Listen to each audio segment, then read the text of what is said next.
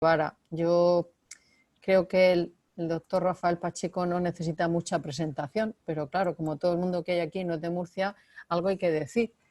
El doctor Pacheco es doctor en medicina y cirugía, especialista en medicina legal y forense y en medicina interna. Actualmente, antes de seguir, está jubilado, pero ha sido profesor asociado de la Universidad de Murcia durante muchos años y también visitante en otras universidades. No sé si seguirá siendo presidente del Comité de Ética Asistencial, porque el doctor Pacheco se jubiló antes del confinamiento, ¿no?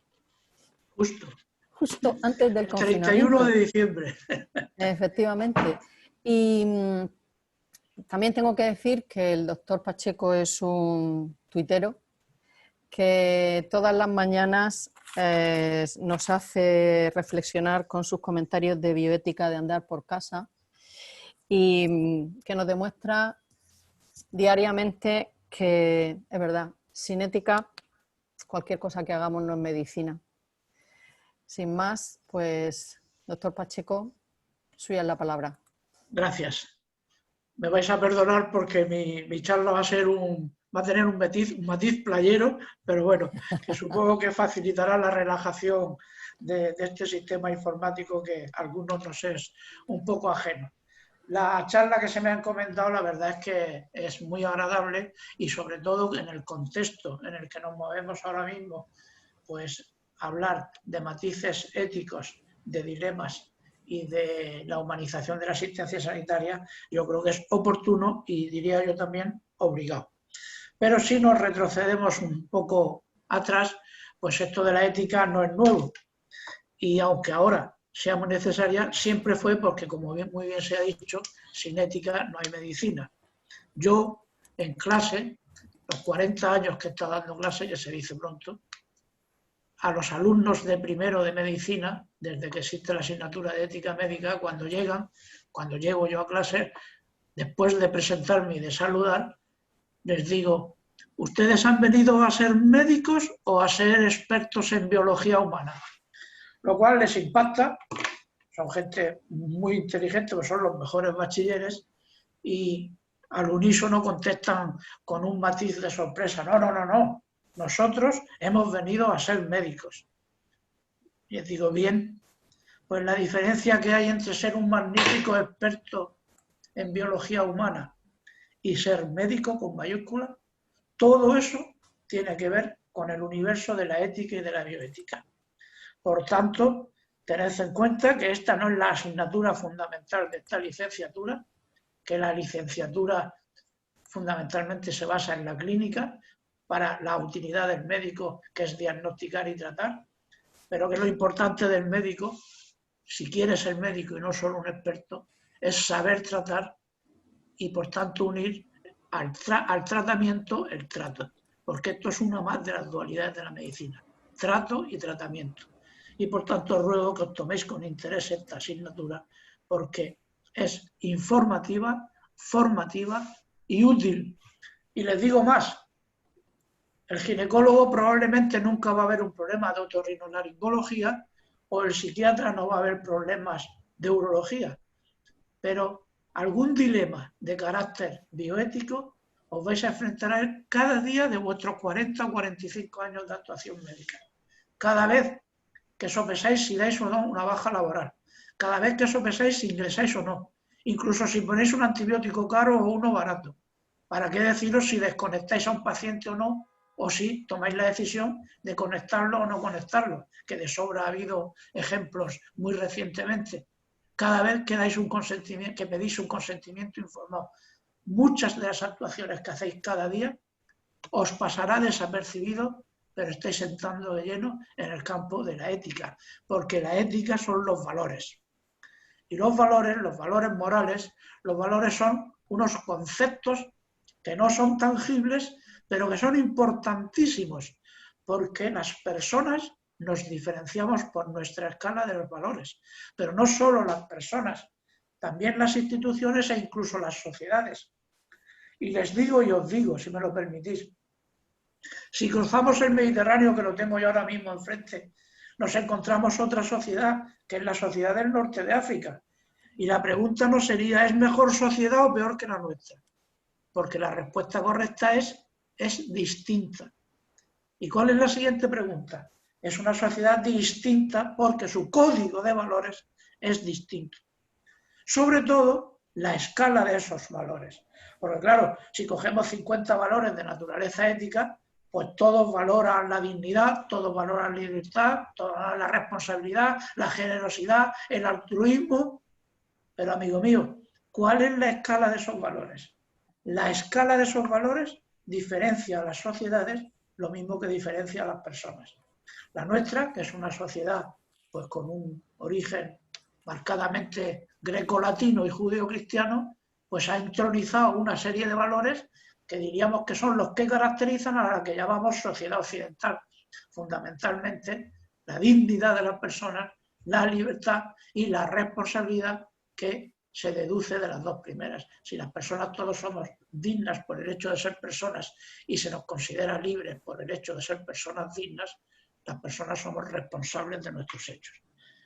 Y además les digo más y os digo a vosotros, la ética no solo apareció con la aparición de la medicina, la ética es anterior.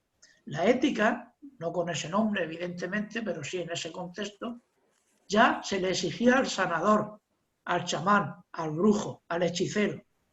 ¿Por qué? Pues muy fácil, porque al sanador, la sociedad, antes la tribu, le concede una serie de prerrogativas, de licencias, que evidentemente se las concede en su beneficio, el beneficio de la tribu, pero no a cambio de nada. Nadie, el otro día lo ponía en Twitter, que probablemente lo leeríais, nadie deja entrar a su casa a un desaprensivo por mucho que domine su arte. Porque el médico, y anteriormente el chamán, entra en la privacidad, en la intimidad de las personas, de sus hogares, incluso de sus dormitorios. Y no entra de cualquier forma, entra con autoridad. No vaya a trabajar, no coma determinados alimentos, no tenga actividad sexual, no. Por tanto, es una persona, hoy diríamos un profesional, que entra en la privacidad de mi hogar, en la privacidad de mi familia, en la intimidad de mi dormitorio y además entra con autoridad. Evidentemente, se le exige que sea una persona honrada, que sea una persona honesta. Por tanto, la ética, los valores de naturaleza ética siempre impregnaron y acompañaron al ejercicio de la actividad sanadora. Y después, lógicamente, a partir de Hipócrates, de la medicina hipocrática y, lógicamente, de la medicina actual. Lo que pasa con respecto a la ética, y también es bueno, algunos de los que estáis ahí habréis sido alumnos míos, si os recordaréis, es bueno que los profesionales al menos diferenciemos un poco conceptualmente que no es lo mismo ética que bioética, que deontología y que ley. Porque todos esos conceptos, yo les llamo todos esos mundos, forman un universo compartido. Y ese universo que tiene sus determinados mundos, sus determinados planetas, sería el de la ética, la bioética, como digo, la deontología y la ley. Y si me permitís, 2 minutos para hacer una diferenciación de perogrullo, facilona. La ética, como hemos hablado, habla de los grandes valores. Cuando estamos hablando de valores, estamos hablando de éticas. Y no estamos hablando de medicina. La ética, por supuesto, no es patrimonio de la medicina. La ética es patrimonio de la filosofía, del pensamiento. Bien, ¿y qué es la bioética? Pues la bioética, como diría el profesor un poco pedante, como su propio nombre indica, sería la ética de la vida, la ética de lo biológico, bioética. Por eso ha alcanzado tanto éxito ese término, porque es muy plástico, se entiende con facilidad. Bioética, ética de lo biológico, sería el intento del acercamiento a un problema, a un dilema médico o médico-sanitario, pero utilizando como herramientas los valores de naturaleza ética. Lo mismo que yo puedo entrar en un problema médico desde el punto de vista de las armas de la fisiología, de la anatomía o de la medicina interna, cuando el problema es un problema de valores, ¿doy o no doy el alta? ¿Doy o no doy el consentimiento informado? ¿Se me ha informado bien o no? ¿Conecto o desconecto? ¿A quién informo? Con los padres separados, que se están peleando entre ellos.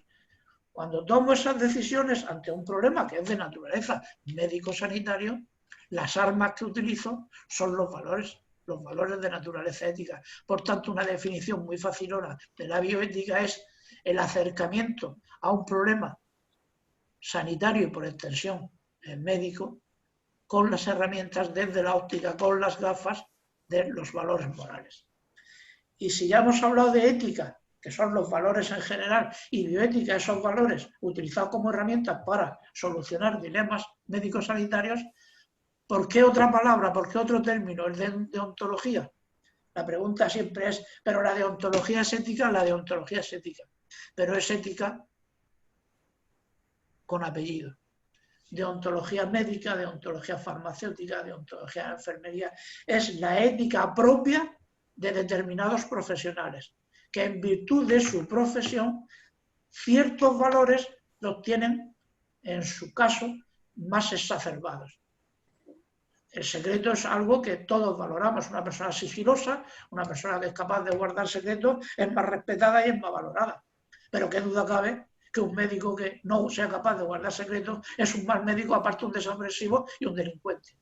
Por tanto, hay ciertos valores que, siendo de la población en general, para determinadas profesionales son específicos. Bien, ese tipo de valores son valores deontológicos.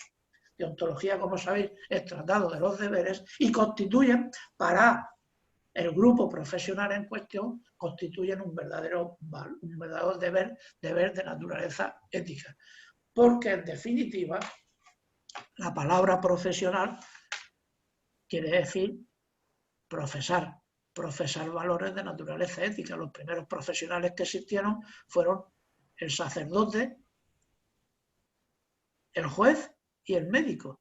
¿Por qué? Pues porque la Europa medieval, cuando surge la universidad, se da cuenta de que hay una serie de oficios cuya responsabilidad y cuya trascendencia sobre la sociedad es tan importante que a las personas que se dedicaban a ellos, independientemente de exigirle que manejara su arte, el juez tiene que conocer la ley, el sacerdote tiene que conocer las escrituras sagradas y el médico tiene que conocer la patología, independientemente de que sean conocedores del arte, tienen que ser personas decentes.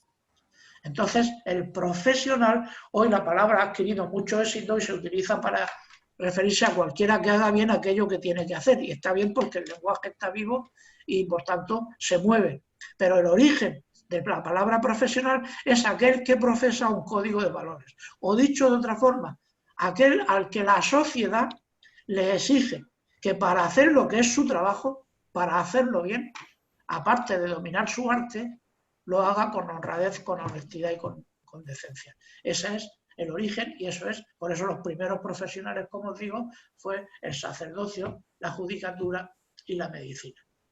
Bien, eso es la deontología, que como os he dicho lleva siempre apellido: deontología de los abogados, deontología de los farmacéuticos, deontología de los médicos, deontología médica.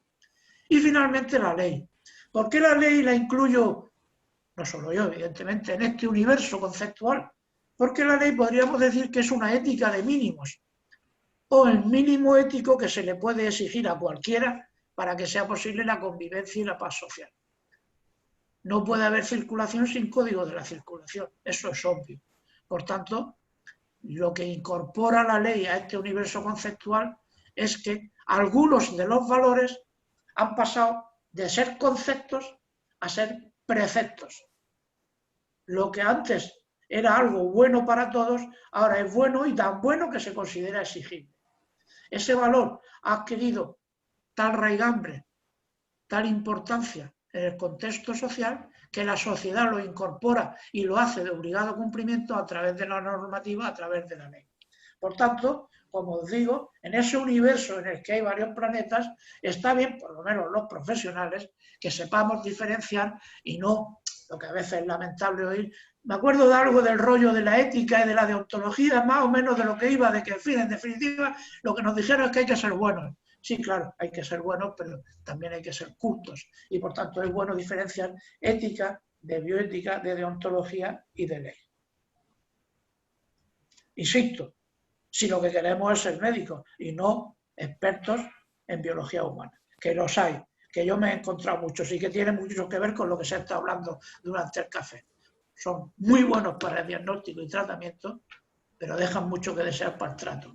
Y resulta que los pacientes, si les hiciéramos una encuesta tan facilona como ¿qué espera usted del sistema sanitario de sus profesionales?, la inmensa mayoría contestaría trato y tratamiento. El mejor tratamiento, el más adecuado, el más eficaz, el más adelantado, el mejor en definitiva, con el trato más sutil, más educado, más correcto, más respetuoso. Porque la enfermedad siempre es una pérdida. El enfermo siempre ha perdido algo, ha perdido libertad, ha perdido capacidad de movimientos y algunas veces ha perdido hasta la autoestima. Y el enfermo, lo que necesita el enfermo, que viene de infirmus del latín, que ha perdido la firmeza, el enfermo es el infirmus, el enfermo que ha tenido esa pérdida, lo que necesita es respeto, cariño, cercanía y, por supuesto, también competencia, capacidad y posibilidad de curarlo. Bien. Los valores, como os digo, son los que fundamentan la ética y de eso va esta charla. Y es importante que, como hemos dicho antes, sepamos que no es algo que atañe solo a las personas, o en este caso a los médicos, sino que atañe también a las instituciones y que atañe también a las sociedades. Bien, la institución sanitaria como tal, nuestro Servicio Nacional de Salud, que es la verdadera joya de la corona y del que todos tenemos que estar orgullosos con todas sus carencias, que son muchas y con todas sus limitaciones, también tiene grandes valores que son como los pilares, lógicamente, en los que se sustentan. Bien, esos grandes valores pues se sabe que son el altruismo, la solidaridad, la universalidad, la equidad y, entre comillas, la gratitud. La gratitud la entrecomillo porque no pagamos cuando recibimos el sistema sanitario, cuando recibimos la prestación sanitaria, pero evidentemente hemos pagado antes a través de nuestros impuestos y de nuestras cotizaciones a la seguridad social. Por tanto, el sistema sanitario, y eso lo tiene que saber el médico, porque el 90% de los médicos de este país se dedican a la medicina pública y sobre todo el 100% o casi su formación es dentro del sistema público. Por tanto, uno tiene que saber el entorno, el contexto en el que se mueve. Bien, pues el tema de las instituciones, como os digo, es que se sustentan también en valores. ¿Qué es un problema o un problemilla, podríamos decir, que se detecta y cualquier residente cuando lleva 6 meses en el hospital se da cuenta? Pues que hay una cierta paradoja. Hay una cierta paradoja entre un sistema, diríamos, también fundamentado, basado en esos valores, altruismo, solidaridad, universalidad, equidad y gratuidad, grandes valores, y luego, ¿cuáles son las actitudes sociales que espera la generalidad de la gente? ¿Qué esperamos cuando vamos al sistema sanitario?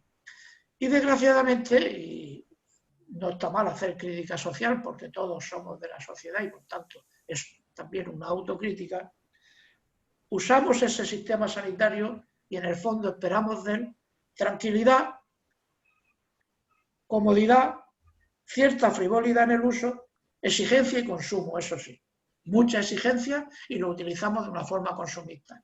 Claro, evidentemente se produce ahí una paradoja, una confrontación entre un sistema diseñado, basado, fundamentado en unos grandes valores de naturaleza ética y una actitud de la población que es fundamentalmente consumista y que lo mismo que consume electrodomésticos, pues consume servicios sanitarios, entre otras cosas porque están pagados de antemano. No son gratis, pero sí están pagados de antemano. Y no hay relación entre el gasto que yo genero y lo que he pagado. Por tanto, se produce ahí un compromiso que está detrás o delante, diríamos, de luego las odiosas agresiones y el maltrato que, como decía el compañero jubilado, percibimos cuando vamos a un centro sanitario en el que confiamos plenamente en la capacidad resolutiva de los profesionales, pero observamos que deja mucho que desear algunas veces la actitud de esos mismos profesionales o de las personas que trabajan con ellos. Porque esto de la medicina es un tema de actitudes, no solo de actitudes con P. Yo siempre me gusta hablar de las dualidades de la medicina siempre se basa en la dualidad. Ya he dicho antes de corrido una, trato y tratamiento, y otra es, que está en la base de esta que he dicho, las aptitudes con P y las aptitudes con C. ¿Cómo no le vamos a exigir al médico que sea apto, que sea inteligente, que esté preparado, que esté capacitado, que esté al día, que estudie, que su aptitud sea, hombre, si no los más listos de la clase, pero por lo menos de los más listos? Que en el debate ahora podríamos hablar, por tanto, también de si es apropiado que los mejores bachilleres siempre hagan medicina, que la sociedad se está perdiendo más de un buen profesional en otras cosas y que no todos los mejor dotados van a ser los mejores médicos y algunos se frustran porque resulta que son muy listos, pero lo suyo no era hacer medicina. Pero en fin, a lo que íbamos, la dualidad, esa es aptitudes con P y aptitudes con C. Y yo que me he dedicado toda la vida a la medicina legal, pues produce más litigiosidad y nos llevan más a los juzgados por carencias que tienen que ver con las aptitudes que con las aptitudes. La gente exige un trato adecuado, un trato correcto, un trato cálido, un trato cercano, un trato educado. Y piensa, además, que lo otro lo da por hecho. Que el médico está bien formado, que la medicina hoy está tecnificada, que si diagnostica bien y que se trata bien. Afortunadamente ese mensaje ha impregnado en la sociedad. Yo diría que incluso de más. Digo que de más porque algunas veces genera una expectativa inalcanzable, lo cual produce frustración que también es causa de litigios. Pero como os decía, el tema de las aptitudes con C nos lleva más, de las malas aptitudes diríamos en este caso, nos lleva más ante los tribunales de justicia que el tema de la ineptitud, de la aptitud negativa o de la mala preparación y formación que hoy día evidentemente existe, pero la inmensa mayoría de los profesionales de la medicina de este país están bien formados. Por tanto, esa dualidad que os digo y que si algunos sois alumnos debéis de tomar muy buena nota, trato y tratamiento, aptitudes y actitudes con C. ¿Por qué? Pues por la dualidad que está en la base de todo, porque la medicina es un compendio de arte y ciencia. El arte tiene que ver con las actitudes con C y con el trato, y la ciencia tendría que ver con las actitudes con P y con el tratamiento. Bien, ¿qué pasa con el Sistema Nacional de Salud? Como digo, en el que hemos trabajado la inmensa mayoría de los médicos de España, pues que ha generado una magnífica expectativa, pero evidentemente la vida es limitada. La vida es un proceso natural que es irreversible y limitado, y al final está la muerte.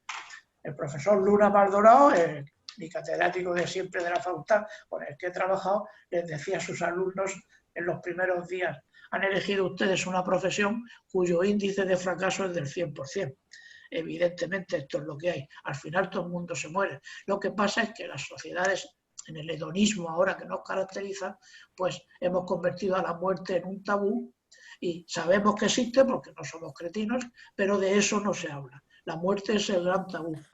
Y eso genera una serie de actitudes con respecto al sistema sanitario y con respecto a las capacidades de resolución del sistema sanitario.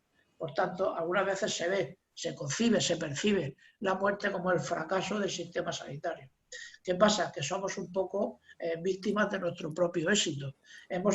Probablemente sin querer, hemos trasladado a la sociedad una falsa sensación de que hoy día todo se diagnostica, todo se resuelve, y además tenemos derecho, como dicen los pacientes con tanta frecuencia, porque para eso hemos pagado. Claro, mal asunto, mal asunto. Bien, he hablado de la muerte y ya voy a entrar en el final de la charla, porque se me ha dado media hora, muy oportunamente, y voy a entrar un poco a decir que la ética, si es la práctica ética, la impregnación ética de la medicina, si es necesario, conveniente y recomendable a lo largo de todo el ejercicio de la medicina, a lo largo o cuando tiene que ver con la cronicidad, con el deterioro y con el final de la vida, es completamente imprescindible. La vejez, yo siempre digo a mis alumnos, es D más D, demencia, deterioro y dependencia, y el paciente anciano, mayor, pues tiene cierto deterioro físico o tiene cierto deterioro psicológico o tiene los dos, y ambos deterioros le llevan a la dependencia. Por tanto, la vejez, le demos las vueltas que le demos, es D más D, demencia, deterioro y dependencia. Ese paciente, antes os decía que la enfermedad es una pérdida, ese paciente es el que más ha perdido, porque no solamente ha perdido la salud en tanto en cuanto tiene una patología, sino que está perdiendo ya parte de ese proceso vital que es su vida y parte de la expectativa de duración de esa vida. Por tanto, esos valores, respeto, dignidad, autonomía, cercanía, generosidad, esos valores que deben caracterizar la actuación del médico, tienen que ser totalmente exacerbados cuando ese médico se enfrenta a un paciente de la tercera edad. Una cosa que no caemos muchas veces y que es fundamental, la confortabilidad. Se nos está diciendo que los pacientes de COVID se mueren boca abajo e intubados, como dice la expresión popular, que por nadie pase. Entonces, no solamente le tenemos que dar el tratamiento más científico que mejor asegure la posibilidad de sacarlo del cuadro clínico, sino que tenemos que preocuparnos de la confortabilidad de ese paciente, de que ese paciente esté bien o lo mejor posible, y preguntarle si ha hecho testamento vital, porque es importante el testamento vital, donde yo doy las instrucciones para lo que quiero que se haga con respecto a mi patología final y sobre todo lo que no quiero que se haga. Y es importante el representante, y es importante que el representante sea más joven que yo y que comparta de alguna manera también un código de valores parecido, porque si comparte un código de valores parecido, probablemente será un representante de mejor calidad en tanto en cuanto intérprete de lo que dije y de lo que quería decir cuando lo escribí. 5 minutos para terminar hablando de un tema muy cuestionado, pero que está en el debate social y que me parece de cierta valentía afrontarlo cuando estamos entre profesionales y, por tanto, nadie se va a rasgar las vestiduras. Es el tema de que la autonomía, que como sabéis se concretiza, se objetiva el principio de autonomía bioético en el consentimiento informado, luego tiene otro estadio que sería el testamento vital que hemos mencionado, en el cual yo digo lo que quiero y lo que no quiero, pero para cuando ya mis circunstancias cognitivas hayan desaparecido.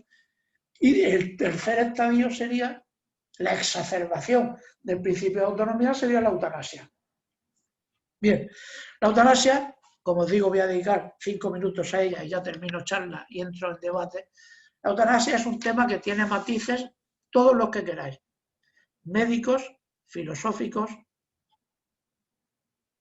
económicos, religiosos, teológicos, todos los que queráis, todos esos matices caben en el debate de la autonomía.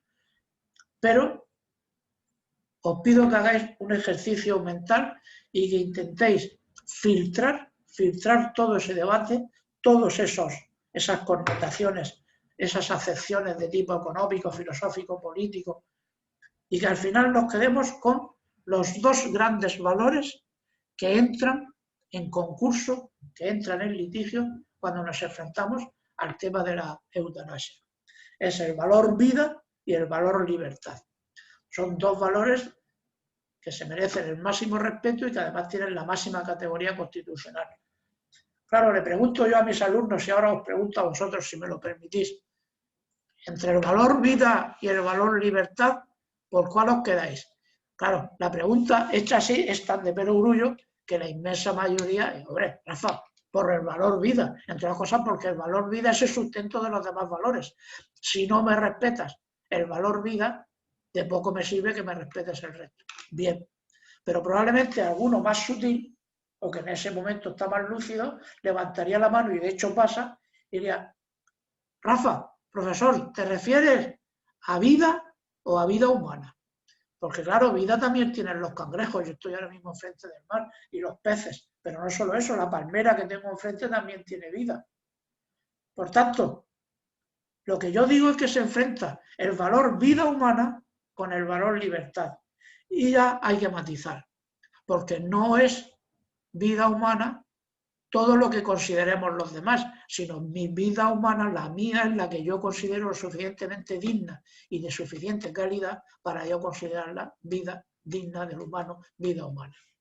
Por tanto, si exacerbamos la libertad y el principio de autonomía, tendremos que acercarnos a la cuestión de la eutanasia, intentando evitar escandalizarnos y rasgarnos las vestiduras. Porque hay muchos países muy serios que tienen ley de eutanasia y que no han perdido la cabeza. Es muy fácil decir, los holandeses ya se sabe, los canadienses ya se sabe, ya se sabe que son sociedades adelantadas, son sociedades dignas de aprecio y no están todos completamente locos, ni son todos una sociedad de asesinos. Son sociedades que han reflexionado y que en un momento dado han legislado, teniendo siempre en cuenta que la legislación no obliga, permite. O sea, que la legislación no, como se dice, la pendiente resbaladiza, van a matar. No, la legislación tendrá que evitar eso, previéndolo y prohibiéndolo. Si la ley está bien hecha, de lo que se trata es de aquel que haya practicado una eutanasia dentro de las connotaciones legales, de las premisas legales, con total autonomía, con total libertad, libre de coacciones, que no sea en un asalto, en un momento de depresión, sino que sea una petición mantenida en el tiempo, reiterada, razonada y fundamentada, bien, que no metan en la cárcel. Eso llegará en España. Yo no voy a decir si es bueno o malo, o si lo digo, yo creo que será bueno, y lo que tendrá que ser es una ley que tenga todo tipo de cautelas para evitar, insisto, todo tipo de abusos. Y que en un momento dado, si una persona, la vida a la que está sometida es un auténtico infierno para ella, no tiene absolutamente ninguna esperanza ni ninguna ilusión por vivir, y para él el principio de beneficencia, lo que puede hacer la sociedad por él en su beneficio, él es terminar con esa situación, por lo menos se merece que la sociedad entre en ese debate. Bien, esto es lo que yo quería deciros en el corto espacio de tiempo que hemos tenido. Agradecido y encantado de participar en este congresillo, en este curso, y estoy a vuestra entera disposición. Muchas gracias. Muchas gracias, profesor Pacheco. ¿Alguien quiere preguntar algo? Yo le quería preguntar al doctor Pacheco, además de felicitarle y... Pregúntele. Y agradecerle. Proceda. Además de felicitarle porque es un orador de primera, ojalá el 10% de políticos que tenemos se expresara como se expresa él. Y preguntarle una cosa, porque no creo que nadie en su sano juicio tenga dudas de la importancia de la ética en la medicina, pero sin embargo, los que conocemos cómo nos la gastamos en la universidad, vemos siempre los problemas que tenemos para incluir la ética en alguna zona adecuada del plan de estudios. Claro, en primero, como la tenemos, desafortunadamente creo yo, pero claro, es que hay cosas que no se pueden hacer. Pues, Rafa, ¿qué tendríamos que hacer para realmente, no solo de medicina hay que saber, también hay que saber de ética, y muy importante porque ¿cuántas veces se encuentra uno problemas de ética en la práctica médica, verdad? Rafa, ¿cuáles serían tus ideas para intentar convencer a los que hacemos los planes de estudio? Me pongo yo aquí también, que en su momento no logré que vuestra asignatura estuviera en un curso más avanzado. Yo pienso, lo primero que tendría que haber, como hay en otras universidades de otros países, cátedras de ética médica o de humanidades médicas, que englobaran no solo la ética, sino también la economía sanitaria, la administración sanitaria, la antropología sanitaria, en fin, cátedras de humanidades médicas. Eso lógicamente es un problema de recursos y pedirlo pues a lo mejor no es muy oportuno en un entorno de pocos recursos. Pero tenía que haber esas cátedras. Y entonces la ética, y eso se dice en todo que hayas leído algo de ética y de educación, es transversal. Evidentemente, la ética la tienen que proyectar todos y cada uno de los profesores que se dirigen a los alumnos, porque si hemos quedado en que sin ética no hay medicina, pues el profesor de medicina tiene que ser coherente y cuando habla de cualquier patología que hable, darle el matiz de los valores, acompañando, impregnando a esa anatomía, a esa fisiología o a esa psiquiatría. Por tanto, yo colocaría, no está mal la asignatura en primero, porque en primero los alumnos son muy receptivos. Yo, en mi trayectoria profesional, yo siempre di clase de medicina legal en sexto. Y hace 20 años me dice, Rafa, ahora si te parece te vas a pasar a dar, porque yo daba deontología médica dentro del programa de medicina legal, te vas a pasar a ética médica. Y yo, qué follón, los de primero, que todavía tienen mentalidad de bachiller, que tal. Me generó cierta pereza porque estaba acostumbrado, pues casi que hablar con compañeros, con colegas ya en sexto. Y la sorpresa agradable ha sido que la receptividad de los de primero es mucho mayor que los de sexto, que están nada más que pendientes de aprobar el MIR, porque ese es otro debate que hemos convertido en la Facultad de Medicina, como dice Aurelio Luna, en malas academias de preparación del MIR, y eso sería otro debate que daría para mucho. Pero como digo, la receptividad que yo he experimentado en los alumnos de primero es amplísima, los ojos abiertos y como más son gente capaz, como yo os decía, cuando les peta una pregunta, ¿ustedes han venido aquí a ser médicos o ser expertos? Enseguida captaban el matiz, captaban la ironía y enseguida, no, yo quiero ser médico. Bueno, por tanto, insisto, está bien el primero como acercamiento, como primer impacto de que los valores son fundamentales para el ejercicio futuro de la medicina, pero sería necesario, primero, que todos los profesores proyectaran también valores éticos cuando hablan de su asignatura y no estaría mal un recuerdo a mitad o al final de carrera de ética más específica, sobre todo práctica, de entrar en la resolución de dilemas cotidianos. Así lo veo yo. Muchas gracias. ¿Alguna pregunta más? ¿Puedo preguntar a Rafa? Sí, claro. Rafa, muchísimas gracias. Tengo 3 hojas de apuntes que he tomado, una claridad meridiana. Gracias. Yo sé de facultades, me lo han dicho, donde los alumnos, cuando hay la asignatura de bioética, no van a clase. Sistemáticamente. Pero ya no solo es esto, sino que has hablado de actitudes del estudiante o del médico, pero es que tampoco van a muchas clases de la universidad. Y la universidad cuesta dinero público. Entonces los estudiantes, ¿qué concepto tienen de lo público? Porque les cuesta dinero a la sociedad. Primera cuestión. Y segunda cuestión, ¿cuántas preguntas sobre ética o escenarios de análisis sobre ética hay en el examen MIR? Bien, yo siempre digo, y lo tengo publicado, que la gratuidad total y absoluta es perversa. Eso hay gente que le genera ampollas, pero lo que está pagado de antemano, malo. Y lo vemos todos los días en el mal uso que se hace del sistema sanitario.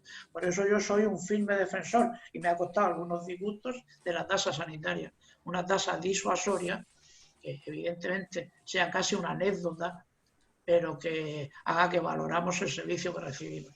Cuando digo eso siempre se me dice, ¿y la viuda de los 400 euros? Bueno, pues la viuda de los 400 euros, a lo mejor el problema no es que tuviera que pagar 5 por ir al médico, sino que cobre los 400.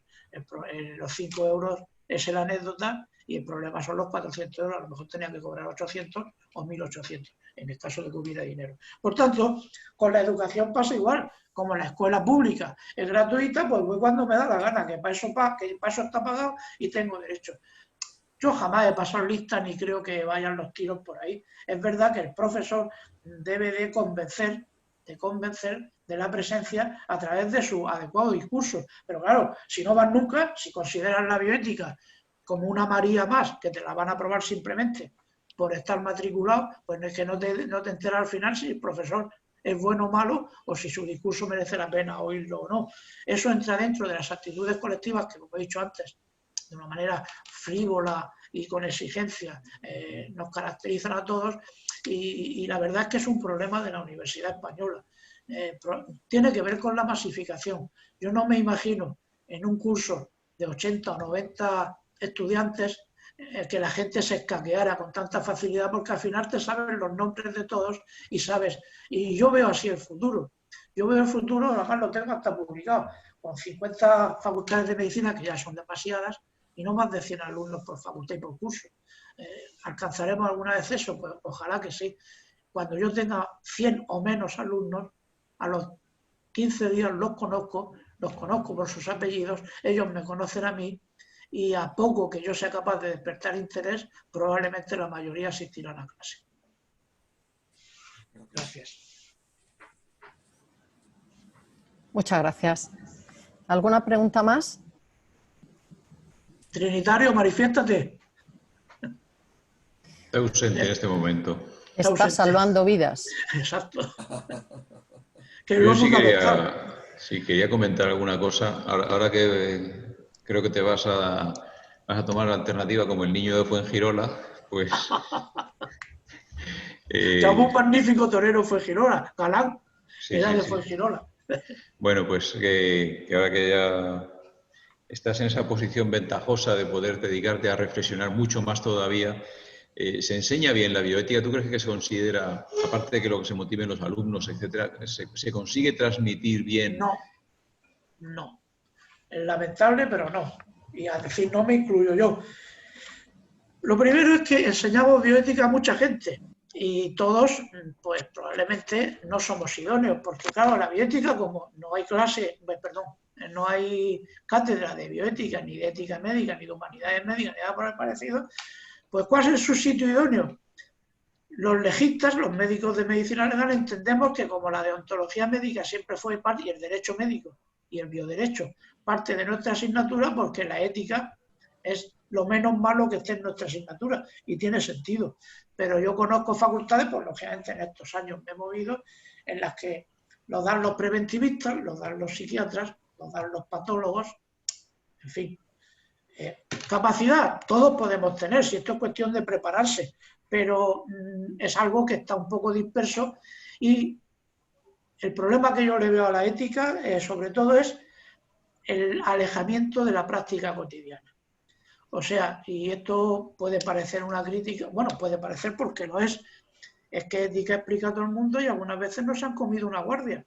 Pero si tú no has hecho una guardia y no te has enfrentado al dilema ético a las 3 de la mañana, pues probablemente no estás autorizado para hablar de ética. Porque claro, hablar de ética y de filosofía porque has leído y porque te has preparado, chapó, está muy bien. Pero tienes que incorporar la experiencia cotidiana. Y a veces explica ética a personas que nunca se han puesto la bata blanca en el sentido clínico, que nunca han hecho una guardia y en definitiva que nunca se han enfrentado a un verdadero dilema de naturaleza ética cuando se enfrenta a uno, que es en la guardia sin el gerente ni el director médico para echarte una mano. ¿Ingreso o no ingreso? ¿Conecto o no conecto? ¿Llamo a los padres o no los llamo? ¿Esta tiene capacidad para dar consentimiento o actúa en su beneficio sin contar con su consentimiento? Esa serie de dilemas cotidianos, cuando los has tenido que resolver con el mecanismo de error-acierto, y luego te has ido al comité ético y has formado parte de él, o has preguntado y te has formado, evidentemente te da autoridad para explicar ética médica. ¿Eso quiere decir que todo el que lo explique y no haya pasado por eso no la tenga? Evidentemente no, pero yo, como me has preguntado cuáles son los fallos que ves y qué es lo que crees que le falta a los profesores de ética en este país, yo mi respuesta, por decirla con una sola palabra, decía práctica, diría práctica real, en el sitio de batalla, en la trinchera. Quizás sería deseable esa continuidad, digamos, en el proceso de formación en el ámbito ya más clínico, que cómo se podría armonizar. Pues estoy viendo a Manuel ahí, pues ese itinerario de prácticas que se van haciendo, claro, y que va generando el alumno, etcétera, cómo se podría integrar eso, que todos los profesionales, veo también a Carlos pues en Gine, etcétera, bueno, pues que vayan también trufando de valores éticos en consonancia con la formación que se da a los alumnos en la propia asignatura, todos los actos clínicos y todos los actos que quedan reflejados en sus prácticas. Eso se podría llegar a hacer. A los residentes lo que hacíamos es invitarlos a asistir a las reuniones del comité ético asistencial y además les dábamos un curso específico y obligatorio, todo obligatorio siempre tiene sus connotaciones, de formación en ética médica. 15 horas. 15 horas en 4 o 5 años de residencia. No creo que no sea llevadero. Pero esos esos médicos ya habían oído hablar de lo que es la ética, ya habían oído hablar, aparte de lo que le dijeron en la facultad, de la cotidianidad, de la utilidad de la formación en ética, y yo creo que es fundamental. Si se le forma transversalmente durante su periodo de facultad, ¿por qué no seguir con esa transversalidad durante su periodo de formación clínica? No, ¿puedo preguntar? Claro. Si es muy breve, Fernando, sí. Porque si no, el señor de Bilbao se nos va a enfadar. Venga.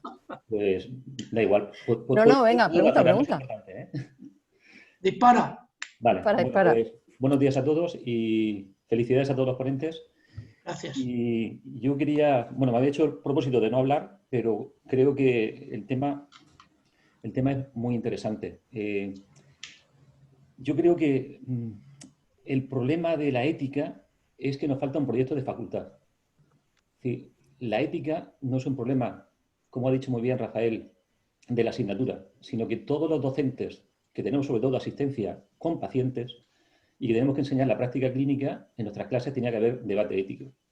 Y mientras que no hay un proyecto docente de facultad, creo que nuestros alumnos, y lo que más echo de menos cuando ven a nuestros residentes y después se convierten en adjuntos, es el trato. Es decir, el gran problema que tenemos en la medicina hoy en día es que la persona no ve al paciente como aquella persona a la que tienes que ayudar, sino como aquella persona que te molesta en tu calidad de vida y que tienes que quitarlo de tu consulta lo antes posible.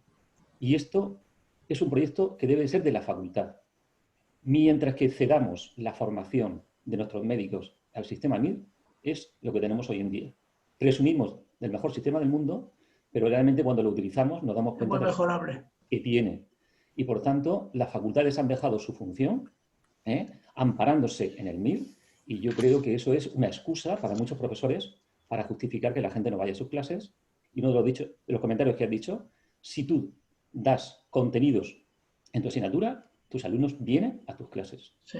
Si tú das un PowerPoint, los alumnos, que son muy inteligentes, no necesitan ir a escucharte para hacerlo. Solamente una reflexión. Muchas gracias. Y enhorabuena. Totalmente de acuerdo. Chapó, nada más que añadir. Solamente para terminar, compendiar todo lo que he dicho, una fórmula muy fácil y que a los alumnos les hace mucha gracia y me permito la licencia de decirlas. T más T más T más T. La medicina es trato y tratamiento con talante y con talento. Eso compendia el ejercicio de medicina. El mejor tratamiento, el mejor trato con inteligencia y con corazón. Muchas gracias.